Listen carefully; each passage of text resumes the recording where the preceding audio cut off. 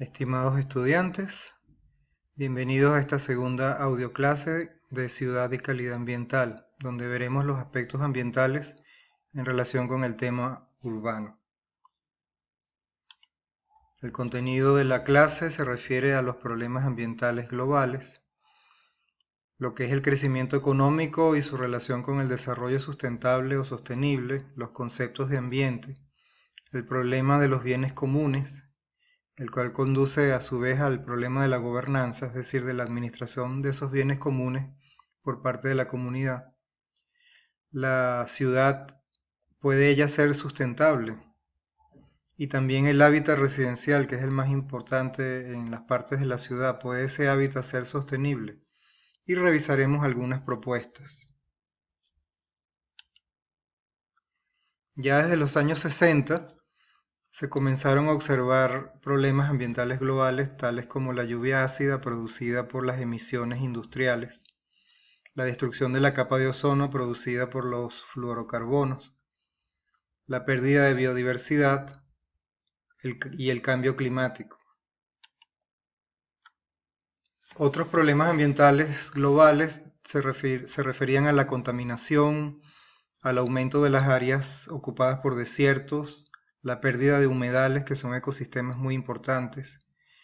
Y ya para el cambio climático se observa que hay posibles escenarios como el calentamiento global, el enfriamiento global y los escenarios de caos. Es decir, que va a resultar muy difícil predecir el clima. Recuerden que el clima es la tendencia estadística a largo plazo de los estados del tiempo, tales como temperatura, precipitación y evapotranspiración. Otro fenómeno fue la acidificación del océano, con la consecuente pérdida de corales y de biodiversidad, y un fenómeno observado por David Travis, sobre todo a partir de los eventos del 11 de septiembre, que él denomina el oscurecimiento global. En los años 70, el Club de Roma le pidió al equipo de los investigadores Meadows que hicieran un informe sobre los posibles escenarios de desarrollo económico y sus repercusiones sobre el ambiente. Esto se conoció como el Informe al Club de Roma, publicado en el año 1972. Entre otras cosas, este informe decía que la población iba a alcanzar a los 7.000 millones en el año 2000, cosa que no resultó cierta porque esta población se alcanzó fue en 2011.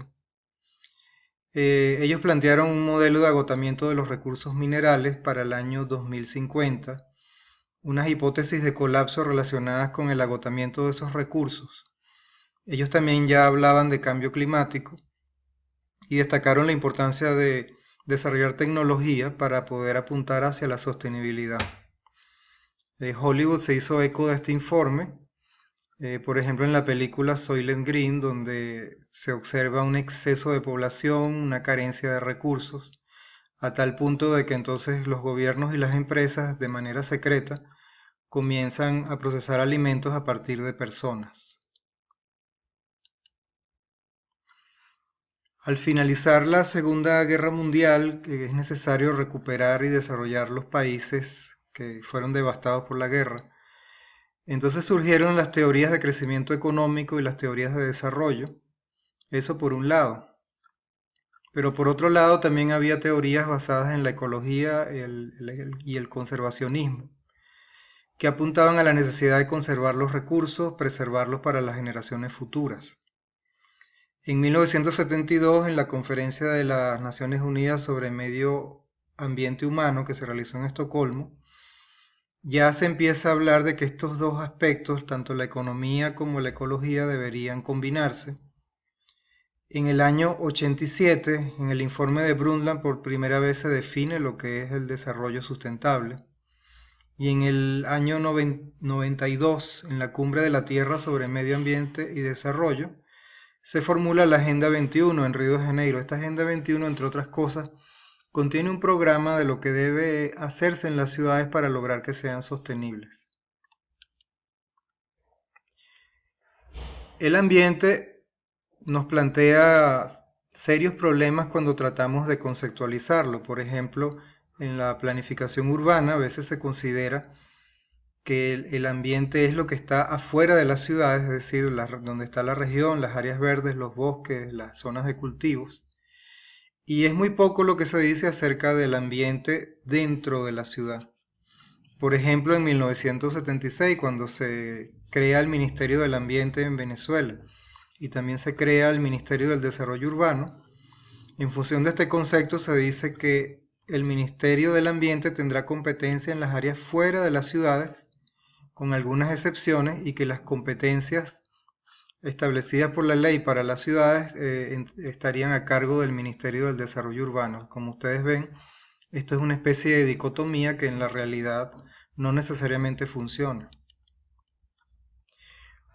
Otros teóricos conceptualizan el ambiente a partir de teorías relacionadas con el desarrollo humano. Por ejemplo, Bronfenbrenner, que tiene una teoría ecológica sobre el desarrollo humano, dice que el ser humano crece en primer lugar en un ambiente familiar, en segundo lugar en un ambiente comunitario, en tercer lugar puede tener un ambiente educacional o también un ambiente laboral, y que estos ambientes denominados contextos conforman un mesosistema. A su vez él tiene un entorno que es el exosistema y tendría un entorno aún mayor que es el macrosistema, que se refiere a donde se tomarían decisiones que afectan a los sistemas interiores. Por otra parte, la Premio Nobel de Economía Elinor Ostrom, ella plantea el problema de los bienes comunes. Ella dice que hay bienes ambientales que por su naturaleza deben ser comunes a todas las personas, por ejemplo el aire. Y entonces ella dice que es necesario diseñar nuevas instituciones adaptadas a la acción colectiva para poder manejar esos bienes comunes. Establecer compromisos creíbles entre los diversos actores interesados en la administración de esos bienes comunes y establecer mecanismos de supervisión mutua. Ella gana el premio Nobel por estas propuestas, el premio Nobel de Economía, por estas propuestas sobre los bienes comunes. Ahora, cabe preguntarse, ¿es posible hacer una ciudad sustentable? Y si nos lo preguntamos, alguien podría decir, bueno, pues tenemos que hacer una ciudad sustentable desde cero. Eso es lo que se llama ex novo, fundar una ciudad como que si fuera nueva. Pero otros dicen que no, que es necesario intervenir las ciudades existentes para gradualmente irlas haciendo sustentables.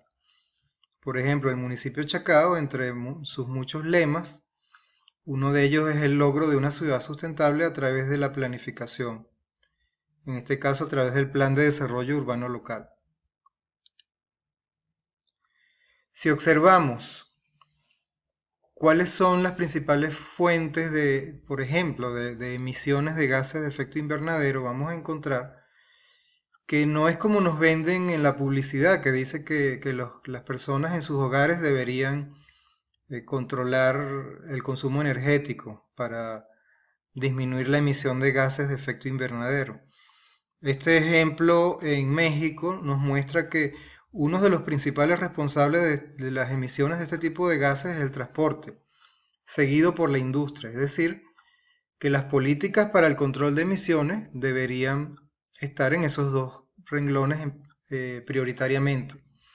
Y por supuesto, para cada ciudad, dependiendo del tipo de ciudad, habría que hacer este tipo de estudios. Si bajamos de la ciudad al hábitat residencial, es decir, a los lugares donde vivimos, deberíamos revisar aspectos tales como la basura, cómo se generan y arrojan los desechos sólidos al ambiente, el consumo energético, sobre todo de electricidad y gas, cómo es el suministro de agua potable. La potabilización sería un proceso en el cual el agua es tratada con elementos químicos y es purificada, filtrada, antes de que llegue a los hogares. Mientras que la disposición de aguas servidas es un tratamiento posterior, es decir, una vez que hemos usado el agua en nuestros lavamanos, duchas, pocetas, etc., esa agua sucia que se arroja a través del sistema de cloacas debe llegar a lugares donde sean tratadas adecuadamente antes de que sean vertidas en los cursos de agua naturales como mares, ríos, lagos, etc. Y por supuesto estas aguas servidas o cloacales deberían estar separadas del drenaje pluvial, es decir, del sistema de drenaje que recoge las aguas de lluvia. También en la construcción hay ciertas sustancias que son peligrosas de usar, por ejemplo el asbesto, que se sabe que tiene propiedades cancerígenas, el PVC, que se sabe que si se quema puede arrojar un gas que es muy tóxico para los seres humanos, por lo tanto hay quienes dicen que no se deben usar tuberías de PVC. Y la manera en que enfrentamos las amenazas ambientales o los riesgos. Estos riesgos pueden ser tecnológicos, es decir, producidos por el hombre, o pueden ser lo que llamamos riesgos naturales, producidos por amenazas naturales, como lluvias torrenciales, terremotos, etc. En relación con los materiales peligrosos, por ejemplo, un estudio que se hizo en el estado Miranda, se descubrió que todavía hay muchas viviendas que tienen techo de asbesto. Y sin embargo existen normas actualmente donde dice que estos materiales peligrosos que se usaron desde las décadas de los 70 deben ser retirados y sustituidos por materiales no peligrosos. Esto se los doy como un ejemplo. Aquí tienen las referencias legales en lo que sería la normativa sobre asbesto. Entonces, para lograr un ambiente sustentable, hay muchas propuestas, entre ellas, bueno, las leyes de Dalí, donde él dice que el ritmo de uso de los recursos renovables debe ser menor a la capacidad de regeneración de los ecosistemas. Fíjense que esto implicaría tener mecanismos para medir, no solamente de manera cuantitativa, sino comprender cómo funcionan los ecosistemas, o sea, entender su funcionamiento cualitativo.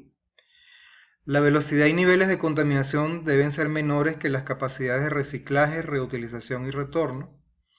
El ritmo de uso de los recursos no renovables, como por ejemplo los combustibles fósiles, debe ser menor a nuestra velocidad para sustituirlos por recursos renovables, o como también se dice, por fuentes de energía renovables.